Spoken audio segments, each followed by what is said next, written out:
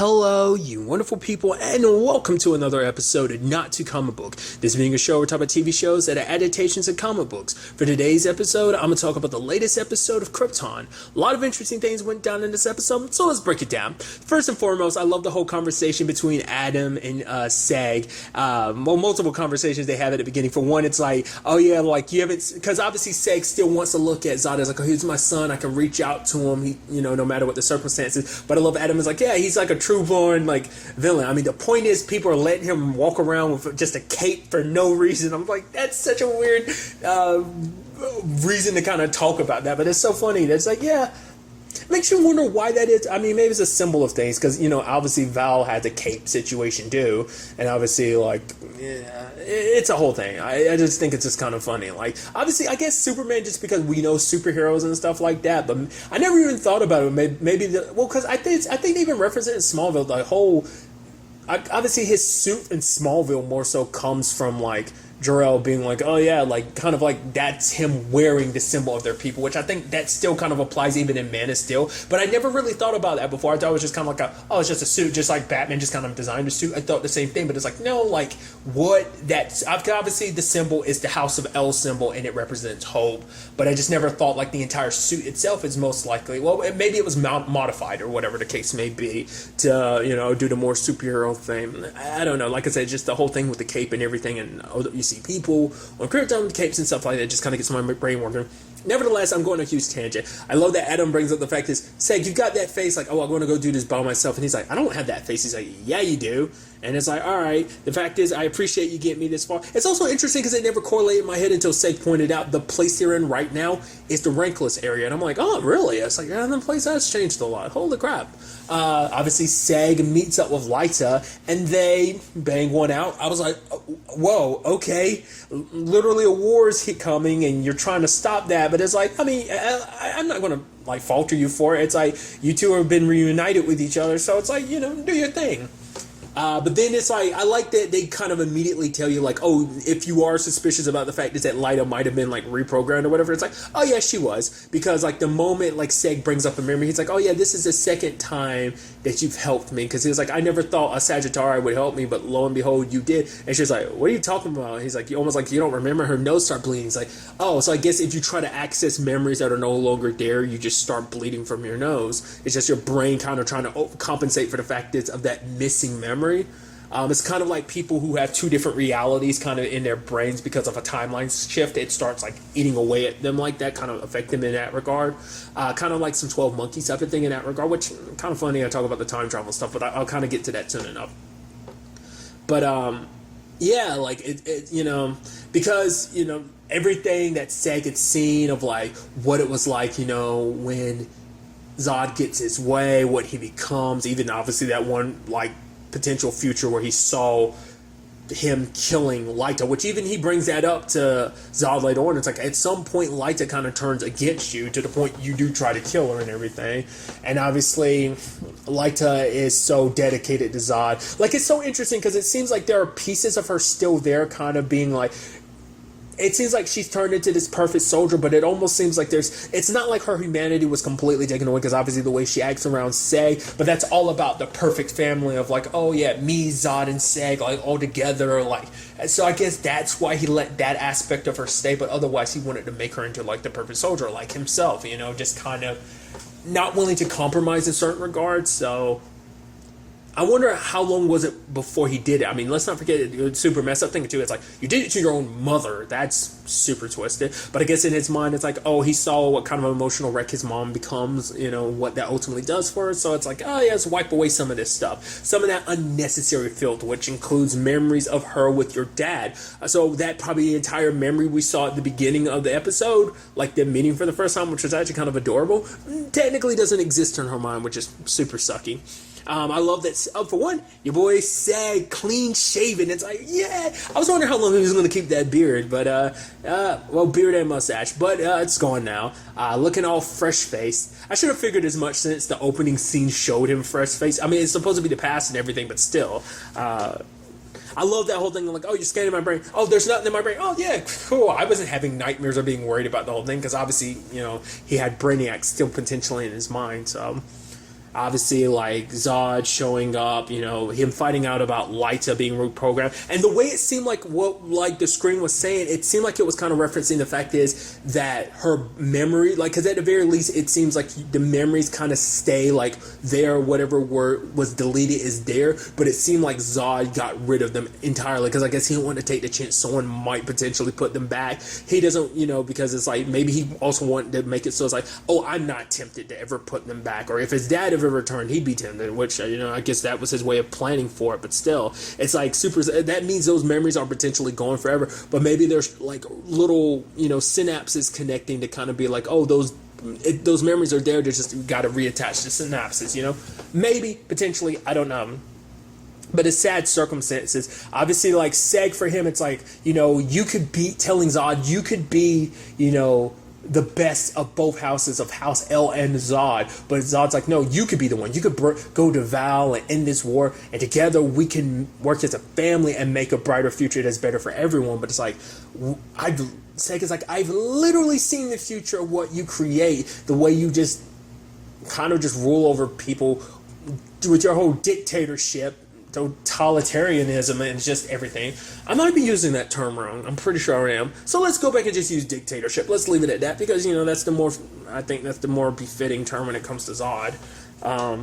But the fact is, it's interesting because no matter what, it's like he doesn't even want to even feign like entertaining that idea of like, oh, let's go about this a different way. We can slow things down differently. Like, even though that's your dad, it's like, no, I know what's best because I'm from the future. Because I guess the same arguments with Jor-El. It's like, oh, Jor-El kind of stood in my way and whatnot. Even to the point, Zod was like, oh yeah, I'm going ahead and erase your memories, Dad. It's like, it's actually super twisted because it was like, you know, maybe I was hoping at some point in time we'd work together long enough that eventually you'd come to love me, which I'm like, the fact is that you would kind of hope your dad would love you through those circumstances, and it's like, oh, well, I guess I'm just going to wipe your mind and guess we'll just never know because you'll be so subservient to me that whether it's genuine love or not, who cares, who knows, you're going to be working with me and I'm going to have you by my side. Because obviously his dad is like, oh, like, you know, Seg sacrificed to save for Krypton, so he's going to be worshipped as kind of a hero, so it's just going to bolster Zod more amongst the popularity and the reason why people are willing to follow him.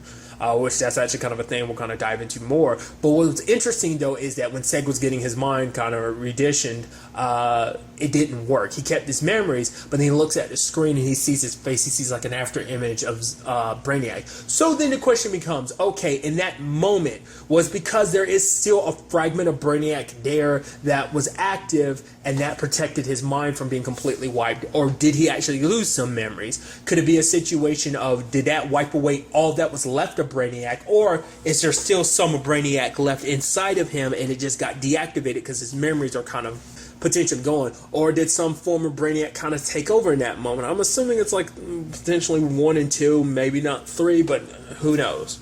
There's the whole situation with Adam returning, telling, well, he doesn't tell everyone the good news. I don't think Nyssa finds out. He tells Val the good news, which you would think you'd tell Nyssa, but I felt like we would have seen a scene of that if that was the case. So Val knows, it's like, oh, Seg's alive. But then Adam brings up some interesting stuff about the fact that he tries to time travel and hits a wall and everything, right? So it's like, okay, in his mind, it's like, what if the entire time, what if I basically broke the space-time continuum, essentially, almost like, because he hits a wall, almost like time stops. And for him, it's like, what if the moment I gave the Sunstone to Seg, I changed everything. Like, slowly but surely, ripples have been happening, and that they've just kind of been building up and building up and building up, and eventually it hits like a huge wave, and I end up breaking time. Because then he starts thinking, like, what if everything, whether it be like Zod or even Brainiac, once again, that's the whole thing, because I brought that up like last season too, because like the whole situation of like, okay, how Krypton gets destroyed,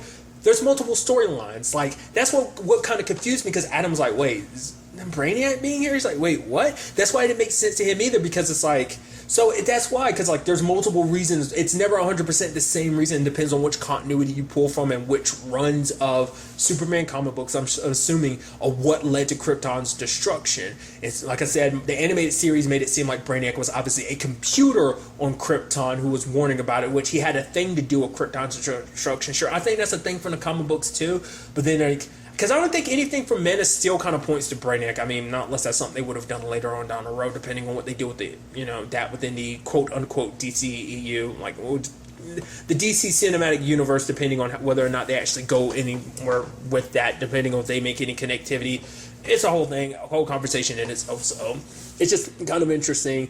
So begs the question: did Adam kind of screw up time? That's the especially because Adam is a big amateur at this whole time travel thing. So I do love that he ends up bumping into Kim, because Kim ended up surviving the Sagittari being attacked and killed. It's so interesting because he had made a reference last episode being like, oh, his luck changed. I was like, oh, that sucks. Turns out his luck didn't. Things kind of looked out for him because he actually survived. And, I love Adam being like, yo, let me tell you, Seg's actually alive. It's like, what? And the fact of the matter is, I love when Kim was like, not even the fear of death could stop Seg. It won't stop me either. Probably. I think. I love that kind of him being so sure about it. It's like, oh, do you want to be the Sagittari that's a part of this and everything? And it's like, of course, I would want to sit here and blah, blah, blah, blah. Of course I want to be the one that kind of helped this whole situation. So I thought that was kind of interesting.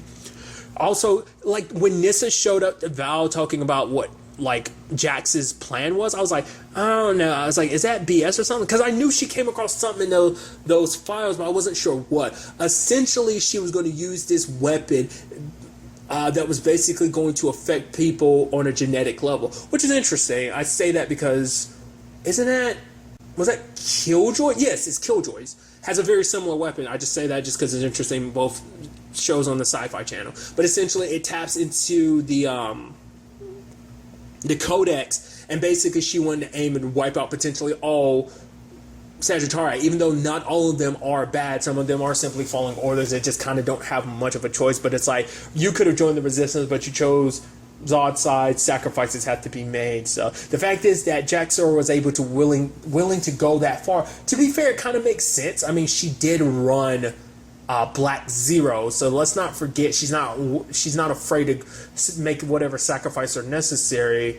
If it means stopping kind of a tyrant, not kind of a tyrant like Zod, so it's just by any means necessary. It's justify the means type of situation. But obviously it's an extensive thing of like everything pretty much going wrong, because it turns out like obviously the air things they had gotten ended up failing because they were poisoned, so all their ground people ended up dead. They tried to press the switch for the genetic code bomb. Doesn't work because Val had interfered, and he ends up giving the device to Nyssa, which now it's just like the whole thing plays out and it's basically like, man, Zod is winning. I also love that Cam, it's like, oh, I'm supposed to be bringing down this barrier. So it's like, okay, forgive me guys if we end up dying. And Dan was like, he's joking. And he's seriously joking. And it's like Kim ends up saving the day. And then Adam comes on and was like, yeah, good job. He's like, oh, come on. Yeah, Kim, we couldn't have done it without you. You should be the one leading it. You should be the commander. I just love how snarky and cheeky he is. I've been using that term a lot lately. I like the term cheeky. Like, I swear it was like Gavin from Rooster Teeth. Well, Gavin from Rooster Teeth / Achievement Hunter / Sloma Guys. I feel like he uses the word cheeky a lot, but that might just be an Achievement Hunter thing when like people are trying to mock Gavin. That word cheeky comes. I don't know. I feel like I hear it a lot with Achievement Hunter content, but maybe it's not specifically Gavin related. Regardless, me and my damn tangents. I do apologize. I get very talkative. I know, ironic, isn't it? Now where was I? Nevertheless, but it's just interesting, like, plan after plan all fail, and it just kind of, like, with everything playing out the way it did, Zod's kind of winning, which is such a shame, because once again, I don't think Nyssa knows that Seg is back. Maybe that would have changed things knowing that he was back. They might even inadvertently end up running into each other. So now, Val's need to trust Nyssa, but to be fair, Jack put him in a position where he would have to trust her more. It's a whole complicated thing. So it's like, Nyssa's doing all this to get their son Corvex back. So, which I'm also once again wondering where that's all going to go, because obviously Seg's got to deal with the complicated family situation he has. Like, obviously Nyssa betrayed all of them, but this was for their son, so it's for the good reason. But obviously he's dealing with Lyta, the woman he loves, but she's essentially brainwashed. Well, her memories have been taken away. She's been reditioned. And then obviously he's got to deal with his tyrant of a son, and it's just a whole complicated family mess. It's interesting once again because the L bloodline is split between, you know, just the L's and the Zods, and the L's and the Vex. So it's a lot. There's also kind of, I really appreciate, we also got conversations between Dev and Jaina, kind of understanding like how Dev got to where he was. And it was actually surprising. I thought we were like going to go much further back. It's like, no, it seems like, well, I mean, we don't know the time frame, but it seems like it's pretty soon enough. So Dev was kicking it with Lyta, you know, for a while. Essentially, what was also interesting, Cam was a part of his team. Basically, they came across some people that were hidden away, and, you know, obviously Dev was like, oh, let's go. They're probably just people trying to hide, but it's like, and, you know, keep to themselves. But a dude in his unit was kind of like, no, we need to go in there. They might be harboring fugitives. The orders came down from Lyta herself to kind of get in there and mix things up, but Dev didn't want to. The guy challenged Dev. Obviously, Dev's got his enhanced arm because he lost his arm last season, and ended up kind of messing the dude up, but it didn't matter. Ended up getting arrested. Those people ended up getting slaughtered, sadly. Kim is actually the one who actually let Dev go away. He actually confronted Lyta, which is complicated, because obviously he cares very deeply for Lyta. Downright loves her. She was actually the light. But that's the point I'm trying to make, too, of like how Lyta seems like she's still herself to a certain extent, because she actually felt something with Dev, was talking about the fact is, I can't follow behind you anymore because of what you did. The fact that you were even willing to give the orders, like the mercy in her eyes, like he had talked about it later on, is kind of like gone. And it's like, the woman that he loved would never have given an order like that under no circumstances. I mean, we even saw that firsthand last season, how she was trying to change everything with the Sagittari, how they handled everything so that people would live. But she's been, you know, made to meld more with all that Zod represents, you know, so. But now there's a complicated thing of like, okay, so if we do go after Zod, what are you going to do, Jaina, if Lyta gets in the win? It's like, honestly, I don't know. You know, will she be willing to put her daughter down if it's for the greater good of Krypton? You know, so that's a complicated situation no one should be in. Which, I mean, like, it's like a mess on all fronts for everyone. It's a complicated mess. So I'm very interested to see where all this ultimately takes. Because once again, like I brought it up last episode of like, is Brainiac actually dead, or did he possess Lobo at the last second? Once again, is there still, how much of him is still inside of Seg? What that means in itself. How will you go about stopping Zod, because you can't use rationale anymore? And obviously the war seems like it's more on their side of things, especially everyone. Adam and Kim's team ended up getting captured. Lyta's right there because everything was according to plan. You know, Nyssa ended up kind of swaying everything in Zod's manner. So like I said, I'm curious to see, you know, Seg's return. Will that change anything? What about, you know, is Zod want to really keep up his end of the bargain? Maybe he is, but it's probably going to be a thing that he'll probably just lock Nyssa up, because it's like, oh, the fact is you're willing to betray anyone, like, how do I know I can trust you that you won't betray me eventually? You know, your allegiances fly all over the place. Obviously there's more about her because of the whole clone thing, which obviously those are answers she may never get potentially. Like I said, depending on whether or not they actually do a time travel thing, I was wondering if that was the element they were going to go with, but maybe not necessarily. That I thought maybe Adam would go back in Krypton's timeline, particularly like everything between season 1 and season 2, and potentially change things. I don't know. I thought so, but that might not be the case. It'd be interesting. Like, so we still got quite a few episodes, so that still could present itself. So I'm curious, because obviously once again there's still the unknown factor of, oh yeah, Doomsday's running about. He's running around out there. What's going to happen with that? I don't know. Lobo, is he going to follow them back to, once again, Krypton, or rather Craptown, depending on whether Brainiac got to him or not. Now that Brainiac's technically not dead, like, does he have to be close enough proximity for his ship to work? I mean, to be fair, it's also because a lot of his functions were damaged, so it's probably like, he was fully functional within the Phantom Zone, but that's an alternate dimension outside of time and space, so couldn't access his ship, so it's still where he left it. So I don't know. It's going to be very interesting to see where all of this ends up taking us going forward into the next episode. But really, that's all I want to talk about today. So with me, be happy, be safe, live life to the fullest, and enjoy it. Good day and goodbye.